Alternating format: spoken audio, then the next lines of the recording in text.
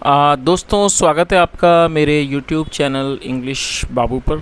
और आज मैं फिर हाजिर हूँ आपके साथ एक नई स्टोरी लेकर। और दोस्तों, आज जो इस स्टोरी मैं आपके लिए लेकर आया हूँ ये एक मॉरल स्टोरी है। बहुत ही सुंदर, बहुत ही प्यारी कहानी है, बहुत ही अच्छे मॉरल के साथ। और दोस्तों, इसके अलावा आपको इस स्टोरी में आपको कुछ नए इंग्लिश के वर्ड मीनिंग सीखने को मिलेंगे, उनकी करेक्ट प्रोनाउंसिएशन के बारे में पता चलेगा। और हमेशा की तरह जो इसका ग्रामर का पार्ट है उसे बिल्कुल डिटेल में कवर करेंगे, तो एक एक स्ट्रक्चर को आप बहुत आसानी से सीख पाएंगे। तो चलिए दोस्तों, आज की इस कहानी को हम शुरू करते हैं। और सबसे पहले कहानी का टाइटल देखते हैं। कहानी का टाइटल है द ग्रीडी माउस। क्या मतलब हुआ दोस्तों? ग्रीडी एक एडजेक्टिव है जिसका मतलब होता है लालची। द ग्रीडी माउस मतलब कि लालची चूहा। तो दोस्तों, ये आज की इस कहानी का टाइटल है, शीर्षक है। और अब मैं इसे पढ़ना शुरू करता हूँ। आपसे रिक्वेस्ट है आप कहानी को बिल्कुल ध्यान से सुने। और यदि आज की कहानी में आपको कोई नया वर्ड या फिर नया स्ट्रक्चर देखने को मिले तो आप उसे नोट भी ज़रूर करें। तो चलिए इसको शुरू करते हैं। Once upon a time a merchant had stocked large amount of grains in his house। क्या मतलब हुआ दोस्तों? ये जो हमारा वाक्य है, इस वाक्य में हैड का प्रयोग किया गया है, साथ में वर्ब की थर्ड फॉर्म लगाई गई है। स्टॉक का मतलब होता है किस चीज़ को इकट्ठा करना, किस चीज़ का भंडारण करना, और थर्ड फॉर्म है स्टॉक। और ये हमारा पास्ट परफेक्ट का वाक्य है। जब हम पास्ट परफेक्ट में कोई भी वाक्य बनाते हैं तो वहाँ हैड के साथ वर्ब की थर्ड फॉर्म का प्रयोग किया जाता है। तो इस लाइन का क्या अर्थ हुआ? वंस अपॉन अ टाइम मतलब एक समय की बात है। अ मर्चेंट मतलब एक व्यापारी। अ मर्चेंट हैड स्टॉक्ड मतलब एक व्यापारी ने इकट्ठा किया था large amount of grains in his house. मतलब पूरी लाइन का क्या मतलब हुआ कि एक समय की बात है, एक व्यापारी ने अपने घर में अनाज की बड़ी संख्या को अनाज की एक बड़ी मात्रा को इकट्ठा किया हुआ था। One night a hungry mouse roaming in the storeroom smelled and saw those huge baskets full of grains। क्या मतलब हुआ? वन नाइट मतलब कि एक रात, हंग्री माउस रोमिंग।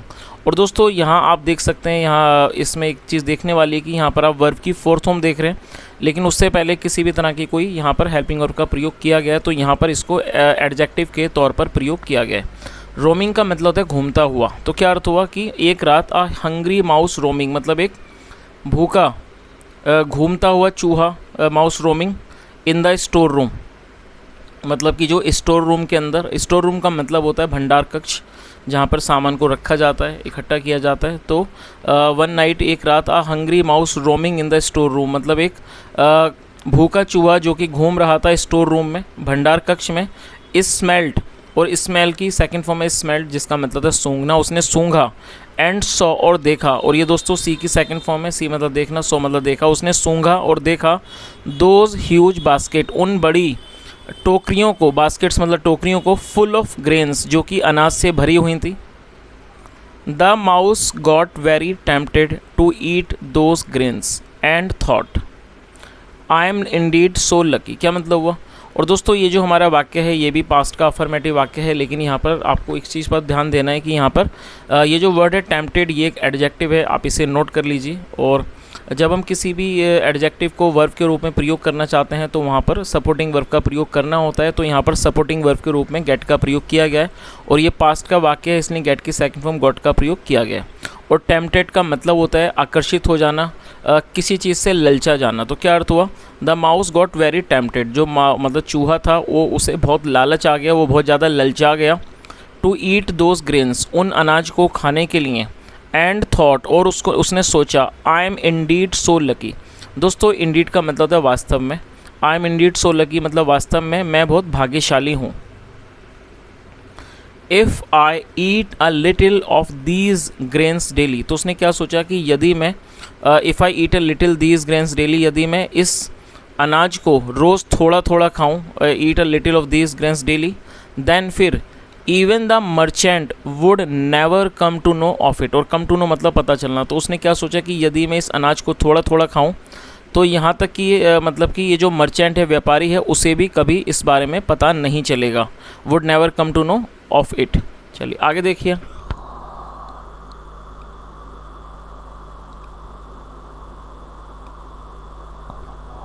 हैंस इस प्रकार, वेनेवर मतलब कि वेनेवर का मतलब जब भी, whenever the mouse felt hungry. और दोस्तों फील हंग्री, हंग्री का मतलब होता है भूख लगना, सेकंड फॉर्म में फेल्ट हंग्री, और ये पास्ट का अफर्मेटिव वाक्य है। हैंस इस प्रकार से, whenever the mouse felt hungry मतलब जब भी चूहे को भूख लगती, he started making holes in the grain.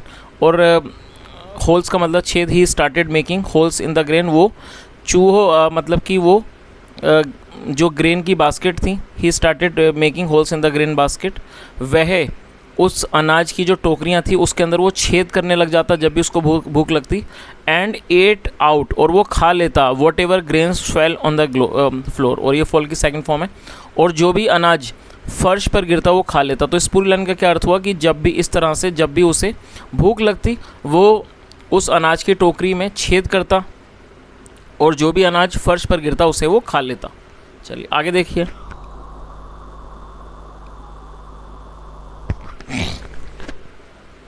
One day एक दिन, the hunger turned the mouse greedy and he started to think. तो क्या अर्थ हुआ कि एक दिन the hunger turn the mouse greedy मतलब ये जो भूख थी, दोस्तों हंगर एक नाउन है जिसका मतलब है भूख। ये जो भूख थी, टर्न द माउस ग्रीडी, उसने चूहे को लालची कर दिया, लालची बना दिया।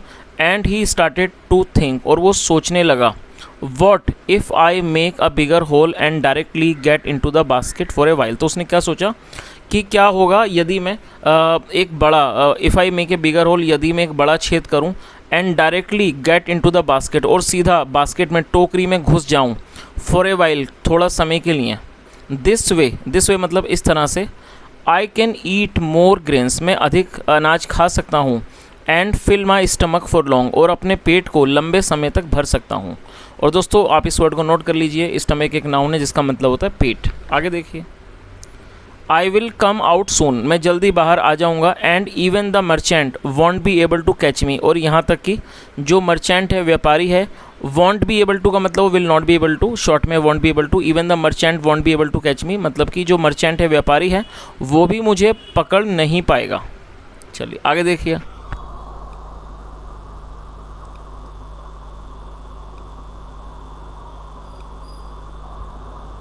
The greedy mouse was very excited with this his idea. क्या अर्थ हुआ? और दोस्तों ये जो वाक्य है ये सिंपल पास्ट का वाक्य है, जहाँ पर सिंपल पास्ट में वॉज वर्ड का प्रयोग किया जाता है हेल्पिंग ऑफ के रूप में, साथ में नाउन या एडजेक्टिव को लेकर वाक्य बनाते हैं। तो एक्साइटेड एडजेक्टिव है जिसका मतलब होता है उत्साहित। The greedy mouse was very excited with his idea मतलब जो लालची चूहा था वो अपने इस आइडिया से, अपने इस विचार से बहुत ज़्यादा उत्साहित था। वन नाइट एक रात, he cut the basket of corn, corn का मतलब होता है दोस्तों मक्का, he cut the basket of corn एक मतलब कि एक रात उसने जो मक्के की जो टोकरी थी उसको काट दिया, विद हिज शार्प टीथ अपने तेज़ दांतों से, and made a small hole और एक छोटा सा छेद कर दिया इन द बास्केट टोकरी में। He then squeezed into the basket through that hole. क्या अर्थ हुआ दोस्तों? स्क्वीज का मतलब होता है निचोड़ना या किसी चीज़ को बहुत ज़्यादा दबाना। तो क्या अर्थ हुआ कि he then squeezed into the basket और फिर वो अपने शरीर को बहुत ज़्यादा मतलब कि दबाकर स्क्वीज्ड इनटू द बास्केट वो उस टोकरी में घुस गया, थ्रू दैट होल उस छेद के माध्यम से। He ate a lot of corn उसने बहुत सारा मतलब मक्का खाया, till he felt his stomach full मतलब जब तक उसे ऐसा महसूस नहीं हुआ कि उसका पेट भर गया है, उसने काफ़ी सारा मक्का खाया। The mouse was very happy and contented और दोस्तों आप इस वर्ड को नोट कर सकते हैं, कंटेंटेड ये एडजेक्टिव है जिसका मतलब है संतुष्ट। The mouse was very happy and contented मतलब जो चूहा था वो बहुत खुश था और साथ में संतुष्ट भी था। चलिए आगे देखिए, आफ्टर फीलिंग फुल मतलब आफ्टर फीलिंग, और दोस्तों फील का मतलब है महसूस करना, आफ्टर फीलिंग फुल मतलब कि आफ्टर फीलिंग फुल मतलब पूरी तरह से संतुष्ट होने के बाद या पूरी तरह से भरा हुआ होने के बाद, भरा हुआ महसूस होने के बाद, he tried to come out of the basket और उसने कोशिश की टू कम आउट बाहर आने की, ऑफ द बास्केट उसने टोकरी से बाहर आने की कोशिश की, थ्रू द सेम होल उसी छेद से, from which he initially went inside. और दोस्तों इनिशियली का मतलब होता है शुरुआती, और आप इसे नोट कर लीजिए ये एक एडवर्ब है। तो क्या अर्थ हुआ कि आफ्टर फीलिंग फुल मतलब पूरा भरा हुआ महसूस करने के बाद, he try to come out of the basket through the same hole मतलब उसने उसी छेद से बाहर आने की कोशिश की, मतलब बास्केट के उसी छेद से उसने बाहर आने की कोशिश की। From which he initially went inside, मतलब कि जिसके माध्यम से वो शुरू में अंदर गया था। But now he found himself stuck, लेकिन अब उसने खुद को फंसा हुआ पाया। स्टक का मतलब होता है फंसा हुआ। चलिए आगे देखिए।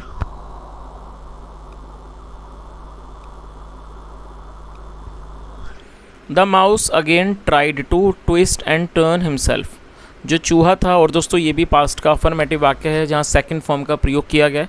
और जब हम सेकंड फॉर्म के बाद कोई भी अगली फॉर्म उसमें वर्ब जोड़ेंगे तो वहाँ पर हमें सेकंड फॉर्म की ज़रूरत नहीं होती है, टू के बाद वर्ब की फर्स्ट फॉर्म का ही प्रयोग किया जाता है। तो क्या अर्थ हुआ, the mouse again tried to twist and turn himself, मतलब चूहे ने दोबारा कोशिश की खुद को घुमाने की और मोड़ने की। बट ही फेल्ड, लेकिन वो विफल हो गया। His belly was full and bloated this time, और दोस्तों ब्लोटेड का मतलब होता है फूल जाना, बेली मतलब पेट। हिज बेली वॉज फुल, जो उसका पेट था वो भरा हुआ था, एंड ब्लोटेड दिस टाइम, और इस बार वो फूल गया था, फूला हुआ था। सो इसलिए he could not shrink, shrink मतलब सिकुड़ना, इसलिए वो सिकुड़ नहीं सका। And squeeze himself to come out of the hole, और उस छेद से बाहर आने में वो खुद को दबा नहीं पाया। स्क्वीज हिमसेल्फ मतलब खुद को वो नहीं दबा सका। और दोस्तों आप इस वर्ब को नोट भी कर सकते हैं, स्क्वीज़ को, ये एक अच्छा वर्ड है। स्क्वीज़ मतलब निचोड़ना या फिर दबाना। नींबू निचोड़ने के लिए भी आप इस वर्ड का स्क्वीज़ का यूज़ कर सकते हैं। चलिए आगे देखिए।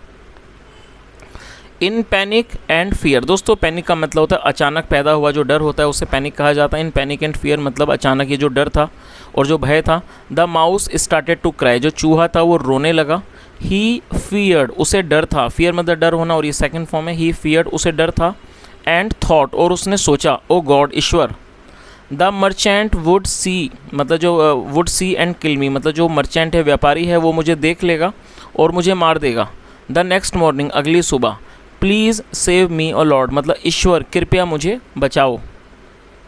आ merchant's pet rabbit in the same store room heard the mouse's cry and asked, और दोस्तों यहाँ मर्चेंट के बाद एपिस्ट्रोफी एस है, जिसका मतलब होता है काके की। जब हम किसी नाम या व्यक्ति के साथ को जोड़ना चाहते हैं तो एपिस्ट्रोफी एस का प्रयोग करना होता है। और पेट का मतलब होता है पालतू पशु, पालतू जानवर। तो क्या अर्थ हुआ, अ मर्चेंट्स पेट रैबिट, मतलब एक जो व्यापारी का पालतू खरगोश था। इन द सेम स्टोर रूम, उसी स्टोर रूम में, उसी भंडार घर में।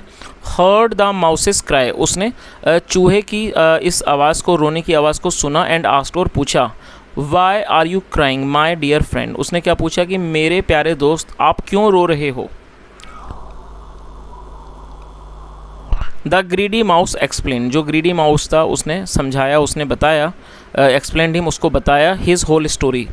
मतलब क्या हुआ इस लाइन का, the greedy mouse explain him his whole story, मतलब उस लालची चूहे ने उसे अपनी पूरी कहानी बताई। The rabbit laughed over the mouses foolishness, जो चूहा था, सॉरी जो खरगोश था, वो चूहे की फुलिशनेस मतलब होता है मूर्खता, चूहे की मूर्खता पर वो हंसा। एंड सेड, और कहा, हा हा डियर प्यारे, यू आर स्टक, आप फंसे हुए हो। बिकॉज यू एट, क्योंकि आपने खाया। और दोस्तों आप इस वर्ड को नोट कर सकते हैं, ईट की सेकंड फॉर्म है ईट। बिकॉज यू एट, क्योंकि तुमने खाया। Much, you eight much more than your need, क्योंकि आपने अपनी ज़रूरत से अधिक खाया। एंड नाउ, और अब, योर बेली इज़ ब्लोटेड, और आपका जो पेट है वो फूला हुआ है, फूल गया है। यू हैव टू वेट, आपको इंतज़ार करना होगा। इनसाइड दिस बास्केट, इस टोकरी के अंदर। Until your stomach shrinks back, जब तक आपका जो पेट है वो दोबारा सिकुड़ नहीं जाता है। चलिए आगे देखिए। Then try to squeeze out through the same hole again, उसके बाद उसी छेद से दोबारा से मतलब कि दोबारा से खुद को दबाकर इस छेद से निकलने की कोशिश करना। चलिए आगे देखिए। The mouse obeyed the rabbit and slept inside the corn basket that night, और दोस्तों ओबे का मतलब होता है बात मानना, आज्ञा का पालन करना। सेकंड फॉर्म है ओबेड। तो क्या अर्थ हुआ, the mouse obeyed the rabbit, मतलब चूहे ने खरगोश की आज्ञा का पालन किया, खरगोश की बात मानी। एंड स्लेप्ट, और सो गया। और दोस्तों स्लीप मतलब सोना, सेकंड फॉर्म में slept. And slept inside the corn basket, और उस मक्का की टोकरी के अंदर वो सो गया, उस रात वो उस मक्का की टोकरी में सो गया। वैन ही वोकअप, जब वो जागा, हिज बेली हैड श्रंक, जो उसका पेट था। और दोस्तों यहाँ भी हैड के साथ थर्ड फॉर्म का प्रयोग किया गया है, आप इसे नोट कर लीजिए। श्रिंक मतलब होता है सिकुड़ना और थर्ड फॉर्म है श्रंक। तो ये भी हमारा पास्ट परफेक्ट का वाक्य है। तो क्या इस लाइन का अर्थ हुआ, वैन ही वोकअप, और वेकअप की सेकंड फॉर्म है वोकअप, जिसका मतलब जागना। वैन ही वोकअप, जब वो जागा, हिज बेली हैड श्रंक, जो उसका पेट था वो सिकुड़ चुका था। बट लेकिन again the mouse felt very hungry, लेकिन जो चूहा था उसे दोबारा बहुत भूख लगी। एंड बिकेम ग्रीडी, और वो दोबारा से लालची हो गया।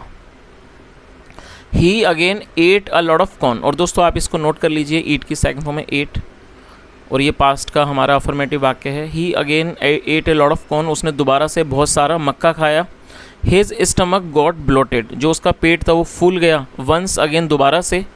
बट लेकिन दिस टाइम, इस बार, the mouse did not worry, लेकिन इस बार जो चूहा था उसने चिंता नहीं की। ही फेल्ट, उसे लगा, that the rabbit gave him a very wonderful idea of sleeping inside the basket, तो उसे क्या लगा कि जो रैबिट है, खरगोश है, उसने उसे बहुत ही अच्छा, एक अद्भुत, एक विचार, एक आइडिया दिया है, एक सुझाव दिया है, of sleeping inside the basket, मतलब कि इस टोकरी के अंदर सोने का उसने बहुत ही अच्छा उसको आइडिया दिया है। चलिए आगे देखिए।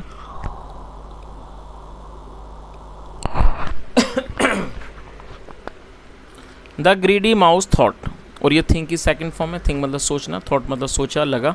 द ग्रीडी माउस थॉट, लालची चूहे ने सोचा, oh I am again full now, मतलब दोबारा से, मतलब मेरा पूरा पेट भर गया है, मतलब मैं पूरी तरह से संतुष्ट हूँ। I will go out tomorrow, कल मैं बाहर जाऊँगा। दैट नाइट, उस रात, a big cat sneaked in from the window, और दोस्तों स्नीक का मतलब होता है चोरी छुपे घुस आना। उस रात जो है a big cat sneaked in from the window, मतलब जो एक बड़ी बिल्ली थी वो चोरी छुपे उस विंडो से, मतलब कि उस खिड़की से अंदर आ गई। Just when the cat came near the corn, और जैसे ही वो जो बिल्ली थी वो उस कॉर्न बास्केट के नज़दीक आई। When the cat came near the corn basket, उस मक्का के टोकरी के नज़दीक आई। शी स्मेल्ट द माउस, उसे चूहे की खुशबू आई। The cat curiously lifted the basket lid, और दोस्तों क्यूरियसली एडवर्ब है जिसका मतलब है जिज्ञासा से, और लिफ्ट मतलब उठाना, सेकंड फॉर्म लिफ्टेड, तो आप इसे अच्छे से समझ लीजिए। The cat curiously lifted the basket lid, और लिड मतलब ढक्कन, मतलब बिल्ली ने उत्सुकता से टोकरी के ढक्कन को उठाया। She found the mouse sleeping inside, उसे चूहा अंदर सोता हुआ मिला। The hungry cat caught the mouse, भूखी बिल्ली ने चूहे को पकड़ लिया। एंड एट हिम, और उसे खा लिया। चलिए दोस्तों, अब इस कहानी का जो मॉरल है वो भी एक बार देख लेते हैं। क्या मॉरल है, क्या बताता है। Greed more than our need always leads to unwanted disasters. क्या अर्थ हुआ दोस्तों, लीड का मतलब होता है किसी और ले जाना, और अनवांटेड का मतलब होता है अनचाहा, और डिजास्टर का मतलब होता है बहुत ही बड़ी आपदा। तो क्या अर्थ हुआ इस लाइन का, greed more than our need, मतलब जो लालच होता है, मोर देन आर नीड मतलब अपनी आवश्यकता से, ज़रूरत से अधिक जो लालच होता है, always leads to unwanted disasters, वो हमेशा ही हमें एक अनचाहे बर्बादी की तरफ, या कह सकते हैं अनचाही आपदा की तरफ ले जाता है। तो दोस्तों ये आज की एक छोटी सी कहानी थी, और मैंने यहाँ पर पूरी कोशिश की है आपको हर एक वर्ड की मीनिंग बताने की, बहुत ही अच्छे से ट्रांसलेट करने की। और यदि मेरी कोशिश आपको अच्छी लगी हो और आपने कुछ सीखा हो, तो आपसे रिक्वेस्ट है आप वीडियो को ज़रूर लाइक करें, शेयर करें, और दोस्तों के साथ भी शेयर करें। चैनल को ज़रूर सब्सक्राइब करें, और यदि आपका कोई सुझाव हो या फिर कहानी के बारे में आप कुछ कहना चाहें तो आप कमेंट के माध्यम से ज़रूर बताएं। सुनने के लिए thank you so much. Have a nice day and bye.